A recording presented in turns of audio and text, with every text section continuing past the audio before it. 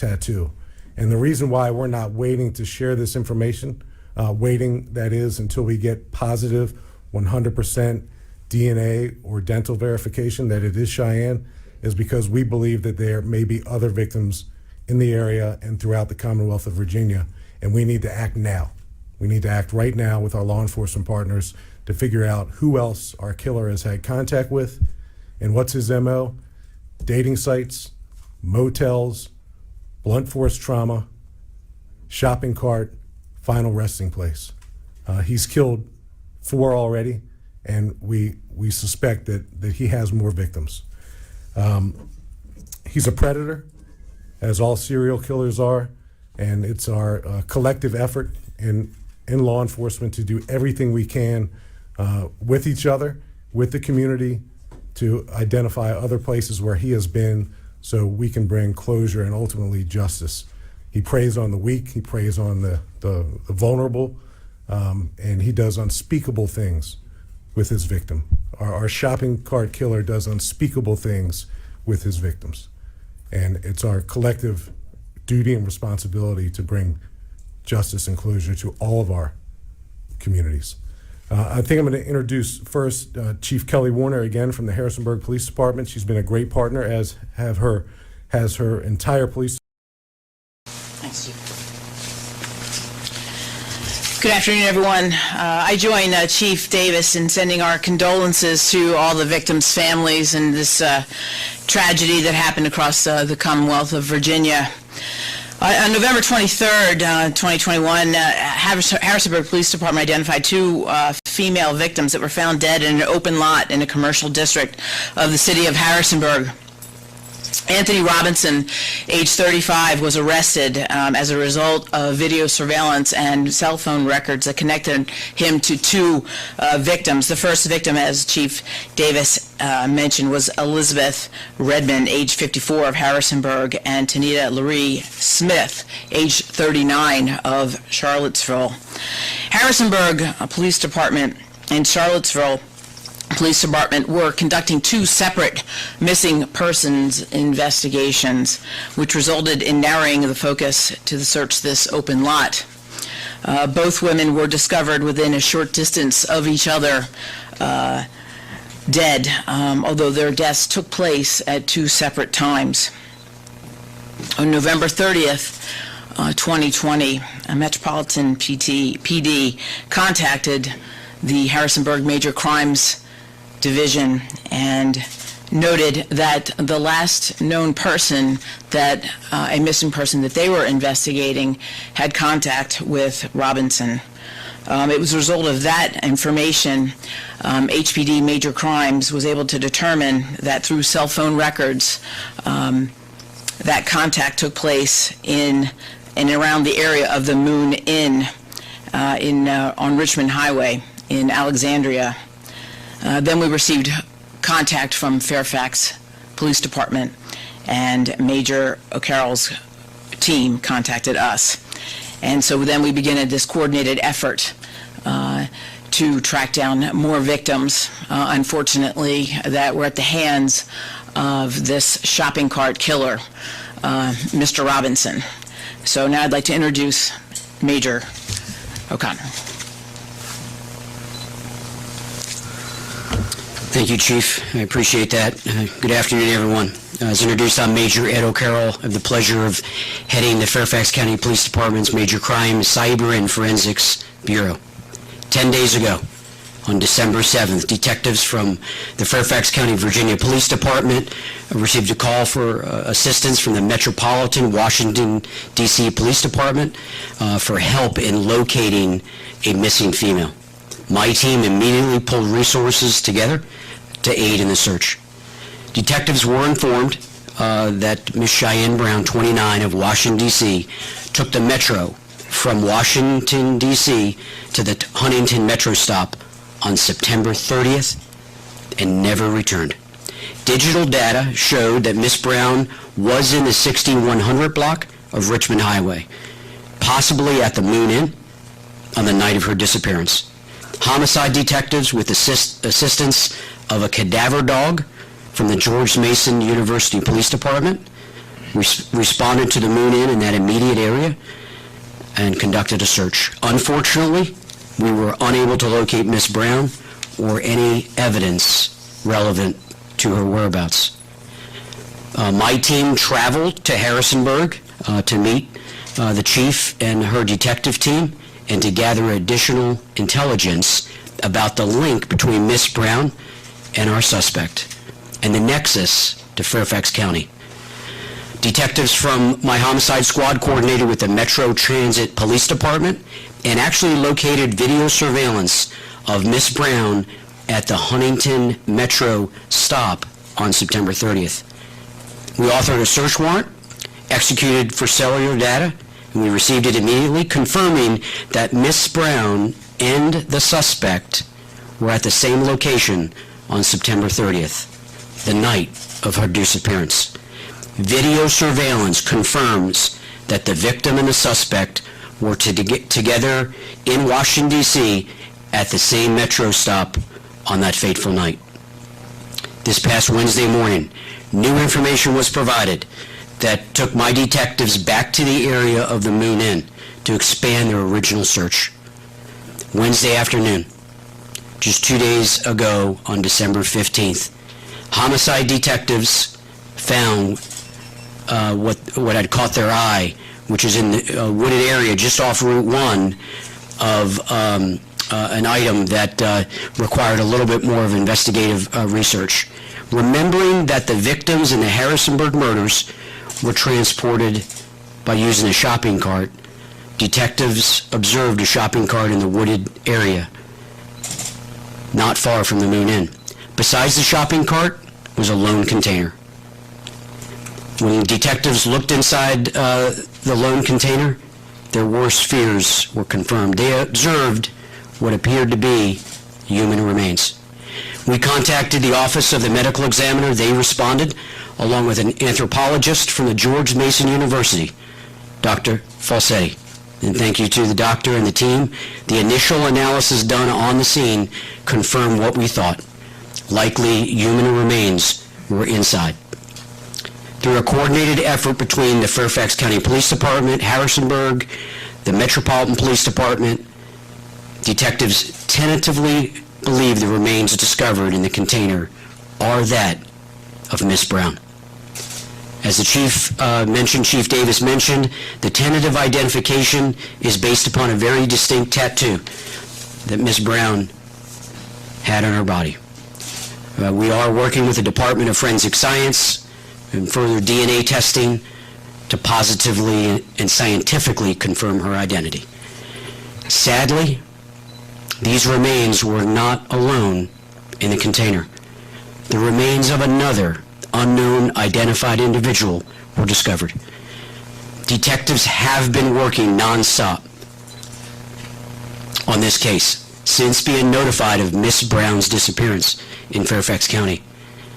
We have determined that the suspect in custody in Harrisonburg was communicating with Miss Brown, utilizing a dating website.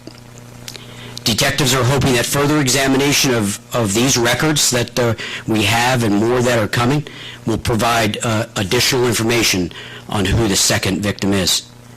We have a lot of work to do. While the investigation, the multi-jurisdictional investigation, is still young, and we are in the early stages, detectives believe that the deaths were at the hand of the serial killer. The suspect, thankfully in custody at the Rockingham County, Virginia jail. And again, we believe him to be involved in the death of these two additional innocent victims. Special thanks to the detective team, the lead detective, Detective Young, her squad, to our crime scene unit, all our staff, sworn and professional, and to our victim services. Thank you. It's a team effort.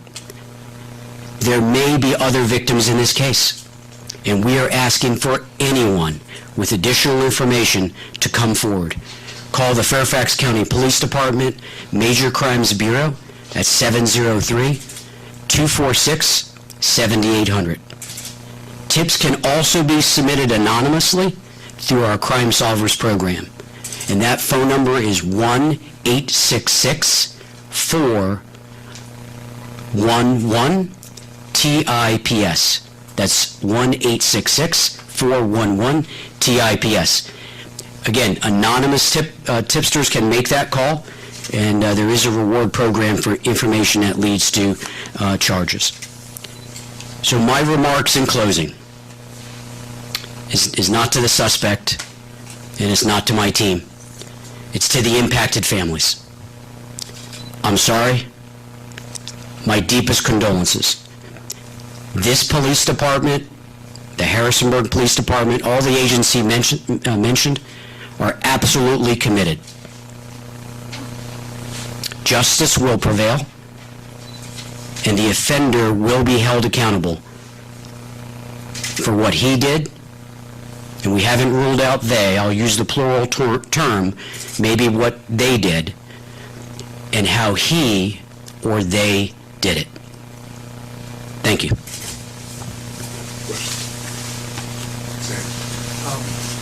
So are we to presume that perhaps this fourth victim is somebody from this area, because you say the remains were found in the same container?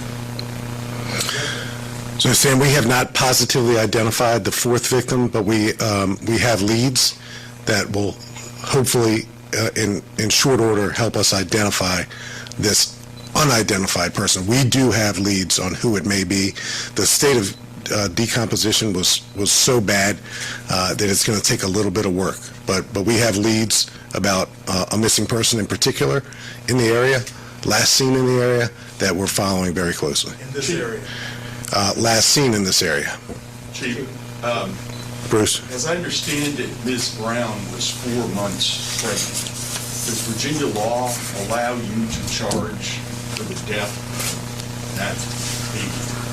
Yeah, so I've spoken with the Office of the Commonwealth Attorney. I've spoken with the Commonwealth Attorney. He's aware of this case. He was when it first came to light. And then, to our surprise, that we have two victims, not one. That's something that's part of the investigation. And we haven't ruled anything out on potential charges for the person or persons responsible for these deaths. As I said in my comments, and I'll emphasize them because they're important, justice will prevail. Two quick questions. Has the suspect been cooperating at all, acknowledging any of these crimes? And then secondarily, is there DNA evidence to tie him to one, two, or more of these crimes? I'll ask Chief Warner to speak about the degree of cooperation. We certainly don't want to compromise the integrity of Chief Warner's investigation or our pending investigation, but I'll let the Chief address that. And DNA forensic evidence is always something that we're seeking. As we mentioned, the state of decomposition for the two victims found here in Fairfax County was so bad that it's going to take a little while to get 100% certain identification, but we have every reason to believe that Cheyenne Brown is one of the two persons in that container. And there's physical evidence as well to tie him to each scene or to all the cases? There's certainly mounting evidence that puts our killer right here in Fairfax County, just like he was placed right there in Harrisonburg. So, Chief, do you want to add to that? Regarding Pierre, yes, to the physical evidence, we're collecting physical evidence, of course, to echo Chief Davis. Certainly we're collecting all of that for DNA, and so we're going to hone in on that for certain. And regarding his cooperation, he does have an attorney, so we have not had a statement from him, so no. Chief Davis, two quick questions. Have you guys been in contact with any federal law enforcement assisting you guys as of right now in the investigation? Yeah, again, I don't mean to punt back to back, but I'll ask Chief Warner to describe some outreach that she has already had with Quantico. And then I'll reiterate, we are going to engage in a very thorough retrospective examination. We're working backwards right now. So thankfully, Anthony Robinson is in custody. We believe he's responsible for these 4 deaths. But what else is he responsible for? We know that he has had addresses as far north as New York, to Prince George's County, to Washington, D.C., and we know he's obviously traveled all the way down to Harrisonburg. But where else has he been? Where else has he laid his head? Where else has he worked? Who does he know in all the jurisdictions in between? So it's going to be a real thoughtful, thorough effort, because we need to work, again, with the jurisdictions to see if any of their missing persons meets the profile that we're establishing here for our killer's profile, and MO and all those types of things. And a quick follow-up, you mentioned that they were meeting at a hotel and had met or different hotels and met on dating apps. Do you believe that there's a sexual motive at all? Were any of these victims sexually abused or had sexual contact with the person in custody? Yeah, I don't know that with certainty, but again, that's something that we're obviously exploring. Chief, do you want to add to the earlier piece? Just that, we are working backwards right now. That's what we have to do. He's in custody now, and so that's what we have to take those steps just to go backwards, right? Because your question was working with the federal government. Sure, they're helping us now. The main thing is that he is in custody, so they are assisting us in that investigation because they have a bigger web for us. So, to answer your question, then is yes. It sounds like the victims that you know of now were people missing over a period of weeks or months. Do you have any working theory as to how far back you're going to be looking? Could it be going back years and years, or more recent, or just don't know? Well, we really don't know. Again, we don't know. That's why we're asking for the public's help. And we're scanning. This has gone out through all of our fusion centers. Do you know of any other missing persons? We're trying to gather as much intel as possible. I mean, Chief said it best. We are working backwards. That's why the Major put it out. Do you know? Is there any more information? Please get it to us. You described, you said the bodies were found in a container in Fairfax County. Can you describe what that container was? Can you give us any background on Robinson and not much has been about? It was a large plastic container, and like Major O'Carroll described, adjacent to the container where we found the remains of our 2 victims was a shopping cart. What about his background? So probably not remarkable to serial killers going back many years in many other places across the country, a remarkable absence of a criminal history, a remarkable absence. So that's why we're going to need help from family, friends, associates, employers, neighbors, anyone who can shed a little bit of light on Anthony Robinson's profile. You know what he did for anything like that? I think he was pretty transient. I think he had many jobs over the years. But again, that transient nature is going to, or has rather, prompted us to figure out where he's been over the last several years. And this, like you said, this could go back. We're going into this wide open, clear-minded, open eyes to see how far back and how many victims he may be responsible for taking their lives. With the dating app to the lead, are you able to identify other names that you're going to follow up with? If you could give us a sense of how many names? Yes, absolutely. That's why I said we have a lot of work to do. There's a lot of digital evidence in this case, a lot of search warrants that have and will be written. But let me just give you a time frame. An autopsy is underway today. This case is still active to uncover the two remains in the one container. Has had us busy yesterday and today. It's a tragedy. I see you kind of shaking your head, and I agree. This case has us shaking our head. Why? Because the victims did nothing wrong. Didn't have to happen. But justice will prevail. So we have a lot of work to do, and I do think from the video surveillance that we found, from the digital footprint that has been left by at least one of our victims and the suspect, this case is falling together to hold that offender accountable. Are you releasing some of that video evidence so the public can help in the case? So we have released the suspect's or the arrestee's photo. And as the chief said, when we did look at his criminal history, when we started doing our workup, it was absent. Actually, the only thing that showed was the 4 charges in Harrisonburg, the 2 murders and the felony disposal of human remains. So we will locate every step that Mr. Robinson took, because he interacted with people. We know he's killed some of them. There might have been some that escaped or ran across him and have information. So we are working backwards. We've added additional team members from Fairfax, but this is a multi-jurisdictional case that will likely take us even out of Virginia. I'm just asking about the video. Is that video you will release or have released? No, we're not intending to release the video right now. We're working with the families. We're trying to give them as much information because we're hours into this, still in the double digits so we're working with the families. If we find something that gives more light to who Mr. Robinson is, but we want people to come forward that have run across him. Maybe they work with him. Maybe they met him on a social media type site. Maybe they live down the street, or they just ran into him at a grocery store. There are people that have information, and we're asking them to help us bring justice to these victims. If it is just these 4 victims, and the 4th victim is the person that you believe it is, over what period of time do you now know that he was operating? And over what period of time was this shopping cart killer operating? Bruce, we're only going back a couple, 2 or 3 months. That's it. And that's what worries us. He didn't suddenly turn into who he is 3 months ago. So that's why we're painstakingly going through his whereabouts, his relationships, his employment history, to figure out if, in fact, there are other victims. And like Major O'Carroll said, he may have had interactions with women that he's met on these dating sites who have, for whatever reason, know something about him. It didn't go that far, obviously, with them, but no doubt in my mind that these are not the only 4 women, at least 3, maybe 4, that he's made contact with through his dating sites. There are others, and we need to do our best to identify them.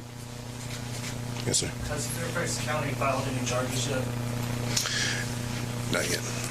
We have not, but charges are forthcoming. Two more questions. Quick question about the TikTok threats that have been going around. I know it's a side note, but do you believe that any of the threats to public schools in Fairfax County, are there credibility to any of those? And are Fairfax County police moving around the school districts today?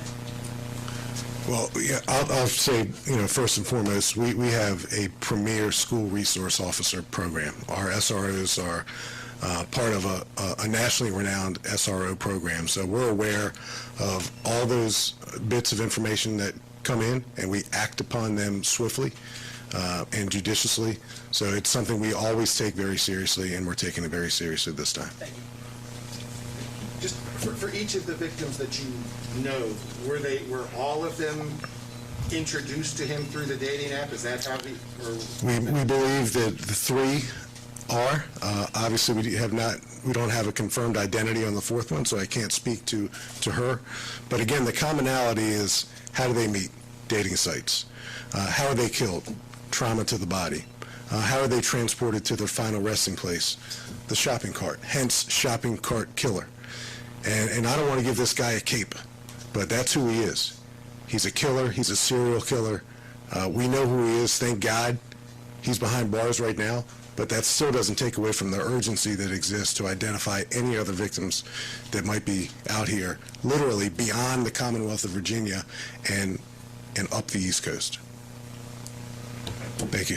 Thank you.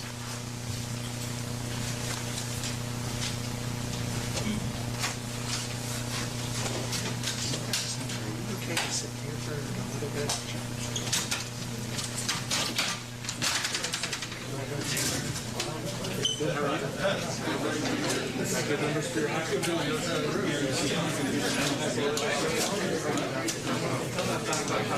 I played soccer and ended up with